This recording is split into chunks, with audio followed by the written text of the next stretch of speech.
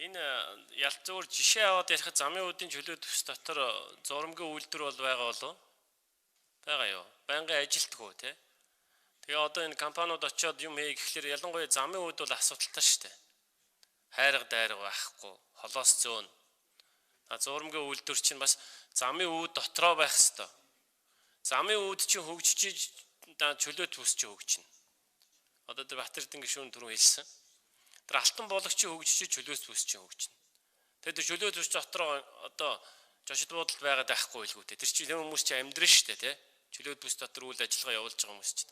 Тэгэхээр тэр тухайн одоо явуулж байгаа бүс чинь өөрөө хөгжих ёстой. Тэгээ одоо би зүгээр энэ аймгийн удирдлагууд гэдэг юм уу энэ том зам дагаад байж байгаа одоо энэ хот суурин газрууд бол уул нь бол би яг манай аймаг манай хот нэг ийм арга хэмжээнд одоо та бүхнийг урьж гинэ одоо ирээд үйл ажиллагаагаа явуулаач гэмээр л байгаа байхгүй юу. Очиж байгаа аж ахуй нэгж дээр нь төрийн байгууллагууд нь очиж шавчдаг. Тим юм биелүүлэх ёстой, ийм юм биелүүлэх ёстой. Тэгэхгүй бол ингэн тэгнэ одоо бараг л одоо юу гэх юм бэ тийм. Бүх байгууллага нь одоо нэг байнга юм нээгддэг учраас Улаанбаатар хот бол ингээд аж ахуй нэгжүүдийг бас төвлөрийг саалгах маягаар шахаж штэ зүв бах. Гэтэл одоо энэ Улаанбаатар хотын төвлөр саарж байгаа дээр нь тэр бодлогон дээр нь одоо энэ аймаг орон нутаг ялангуяа тэр замын үүд алтан булгагийг одоо яг ийм чиглэлийн аж ахуй нэгжүүд ирэх юм бол одоо энэ шалгал шүүлэг оруулахгүй тэдэн жил болёо. Газар нутаг чөлөөтэй өгье. Тийм газар олголт хийя. Тэгээ энэ дээр ийм одоо үйлдвэр юм байгуулаач гэдэг одоо ингээд уриалмаар сурчилмаар юм. Ирсэн хойно нь одоо энийг яаж дарамтлах вэ гэдгээл бодох юм. Тэгэл хууль барайл одоо нөгөөтгөө яриад тийм байх ёстой, юм байх ёстой.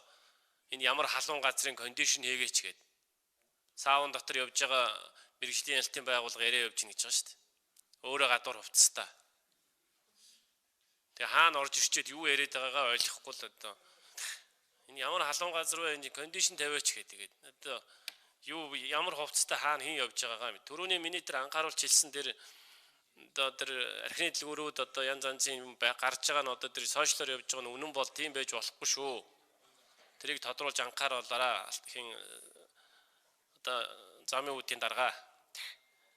За ингээд хуулийг бол дэмжиж чинь энэ хууль бол ерөнхийдөө зүгээр одоо байгаа гацаанаас л гарч байгаа юм байна гэж ойлгож байгаа шүү дээ тий. Одоо үйл ажиллагаа явуулъя гэхлээр зарим зүйл заалт нь бас одоо үйл ажиллагаагаа боомлоод байна гэж харж байгаа. Ялангуяа тэр нэршил тэгээд тэр газар олголтын байдал тэр нэг хаах асуудал хүртэл хэцүү байгаа юм байна шүү дээ.